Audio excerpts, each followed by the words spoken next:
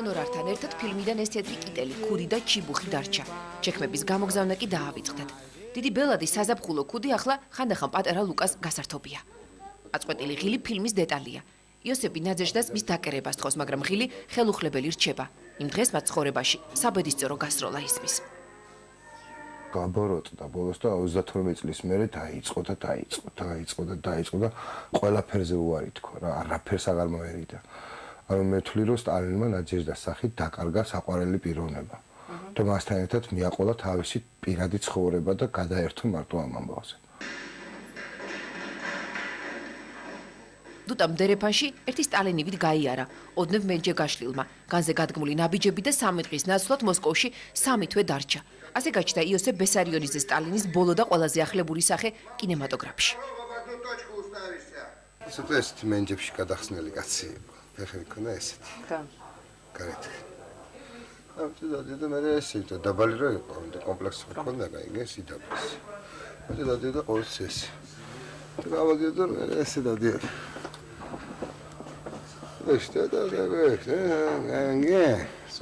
ფილმს, რომელიც ნაძეჟდა არილუევას ღიურების მიხედვით გადაიღეს, ჯერაც სამუშაო სახელი იოსები და ნაძეჟდა ჰქვია.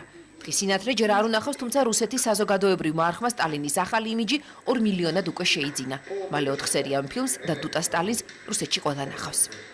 უხეში არის კი ჩემი სტალინი, მაგრამ ქართველია რა. სტალინი მომღერალი, ხუმარა, შეყვარებული ეჭვიანი და სხვა ქალების მოტრფიალე. დუტა სტალინი უფრო ადამიანურია ვიდრე ბელადი, თუმცა ზოგიერთ თვისებას უცვლელად ინარჩუნებს. გარდასახვა არა მსახიობში, არამედ გმირშიც ხდება. ახალი დროება მსახიობს მეტ თავისუფლებას აძლევს. მე არ მინდოდა მეთამაშა ისეთი სტალინი, რომელსაც ყოველთვის თამაშობდნენ. ჩაფიქრებული სამშობლოზე, ომი, რამე, რაღაც ესეთი რო არ ყოფილიყო რა. ბელადის სტერეოტიპი მინდოდა რომ დამენგრია.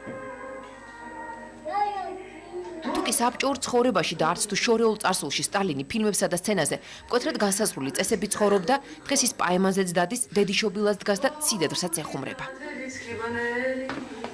ღვინოს იღებს რა და სიდედრი ეუბნება რომ სტალინს რომ ეს თითი გაშველი ეს მეშანების ჩვევა რა გავაკეთო რა მგანარში ყარი გავიკეთებო და ესე უკეთებს რა. ალბათ ქალები და მსხვერპლი მისთვის ევა ბრაუნის გარდა არავის გაუღია. გრძელი ნაწლავი ფიურერს ეწირება. რამდენიმე საათით კაცად გარდასახვა გარკვეულ ტყავს ტოვებს. თმა შეიჭრა, მაგრამ ახლა წვერი ადარდებს. ოღონდ სიზმარში.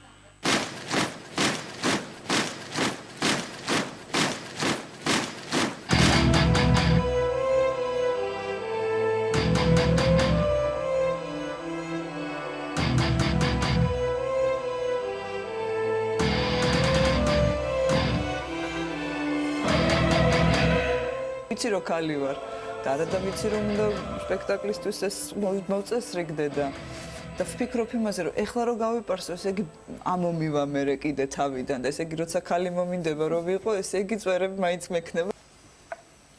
თეატრალური ხულიგნობა მაყურებლის ერთ-ერთი მთავარი სატყუარა ხდება. რამდენიმე წუთში ის უკვე ფიურერი იქნება.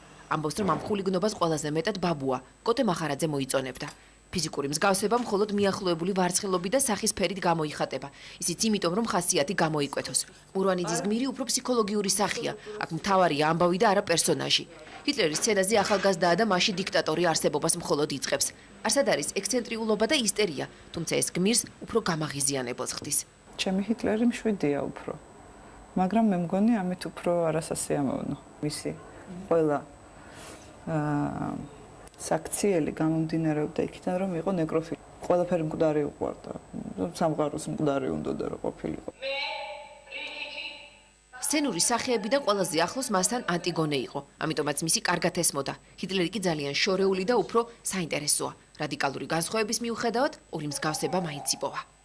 მართლა რაც მსგავსება რაც გვაქვს ის რომ ვეგეტარიანელი იყო და მაგარი არტისტი, მაგრამ არტისტი იყო ბევრად უკეთესი და ვეგეტარიანელიც ბევრად უფრო რადიკალური. ერთი დროის ორ დიქტატორში მსახიობი განსხვავებულ თვისებებს ხედავს. ერთში ძლიერ მამაკაცს, მეორეში კი ქალურ საწყის. Сталиნის фраза «Смерть одного человека – это трагедия, цнобили, это смерть миллионов – это статистика». და ჰიტლერის ფრაზა იყო სოვისთ это выдумка евреев.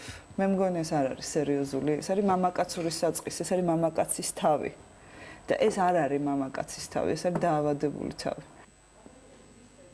რამა შხიკვაძე იმ დროს ერთი ნაბიჯით გაუსწრო, როცა სტალინის როლის შემსრულებლებს ცხოვრებაში მხოლოდ ერთი ბელადის როლის თამაშის უფლებას აძლევდნენ. ასე დაემართა მიხეილ გელოვანსაც, რომელმაც სტალინი ბელადის სიცოცხლეშივე ითამაშა და ცხოვრების ბოლომდე ამ როლის ამარა დარჩა.